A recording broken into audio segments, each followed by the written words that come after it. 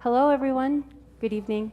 And Angelo, thank you for those compelling questions and just for introducing the idea of a continuum for mental health, because there is a continuum of mental health, and I deal on the extreme end. And so our time together tonight, I ask us to consider the mental health issues of our homeless population.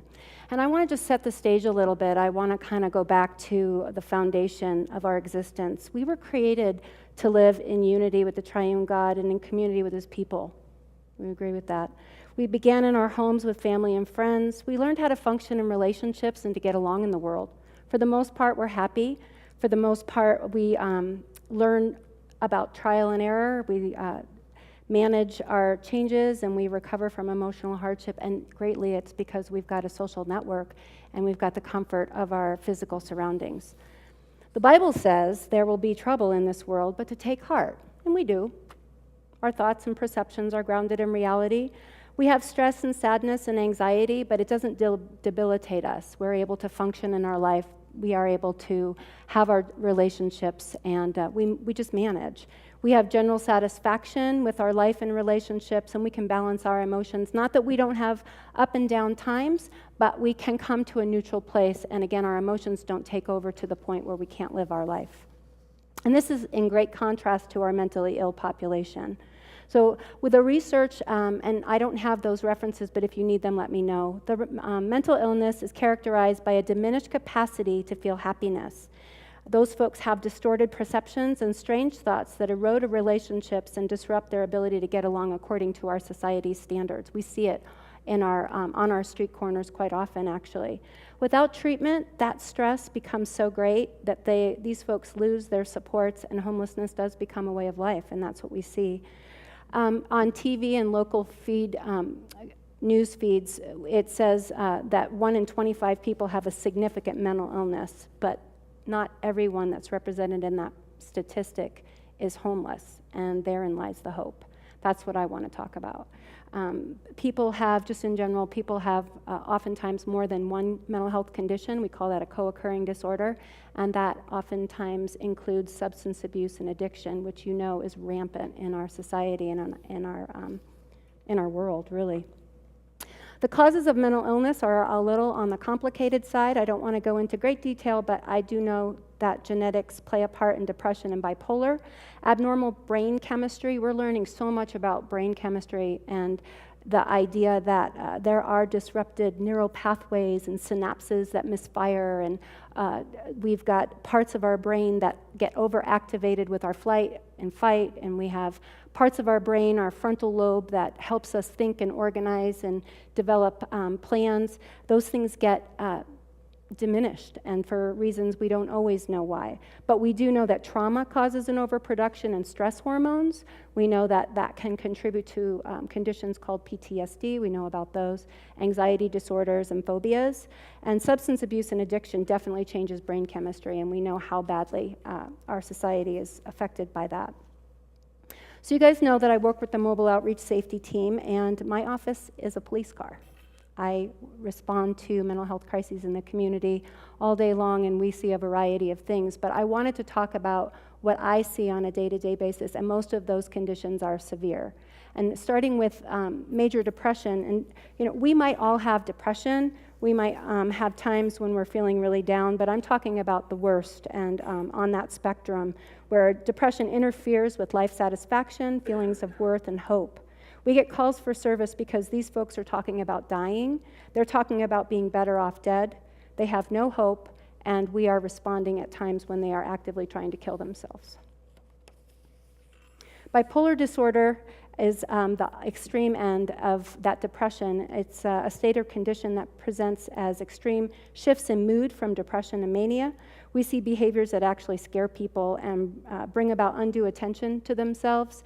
We get phone calls and of people who have rapid thoughts, and they're just out of control emotionally and physically. And the best example I want to share with you, I had a call for service about a man who believed he was king of 7 Arab nations. He was wearing a crown, a judge's robe, you might have even seen him, and he was yelling about being awarded great honors of medals for acts of courage and great strength. And there's no basis for that, but in his mind, that was kind of where he was at.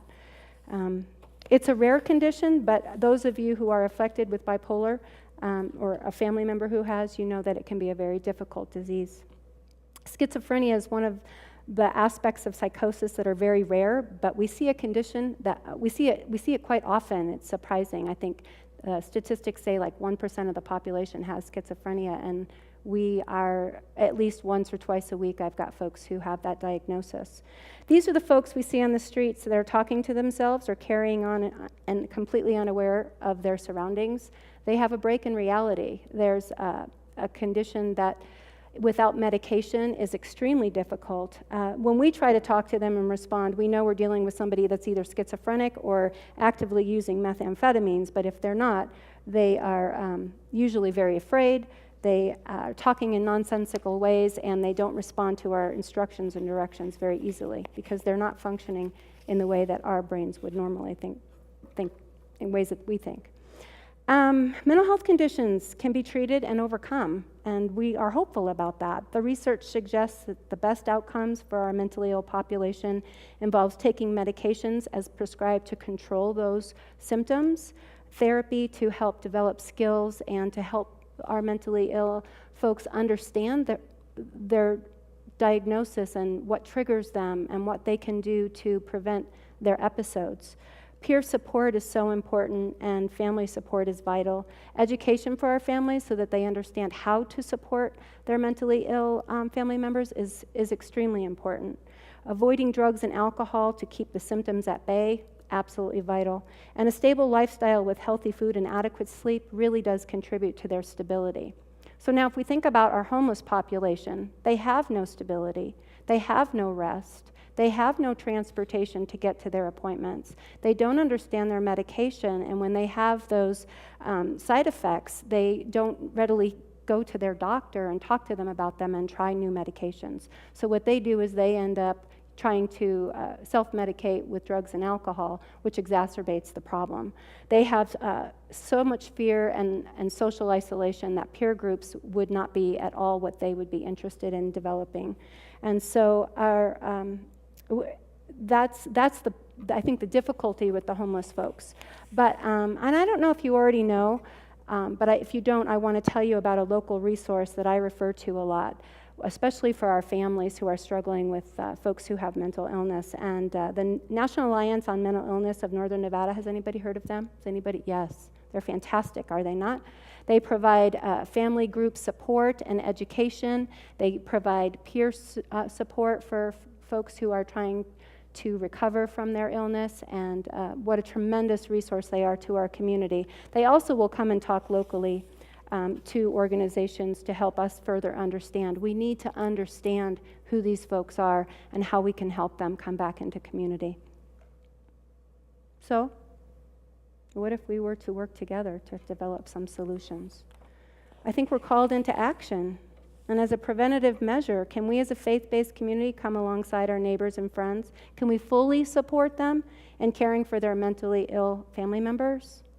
Can we impact the homeless population with funding for therapeutic resources and safe places for them to be? We have daycare for our infants. We have senior services and centers for our seniors, and boys and girls clubs for our children, but no place for them to go. There was a time we had one. We had a day room for them, and that was eliminated because of funding, and so consequently, they end up on the street. They have no safe place to go, and that's really a tragedy. So how is it possible for us to communicate compassion and love to a population that has been such a mystery and sorely understood? From the very foundation of our existence, we were created to live in unity with God and in community with His people.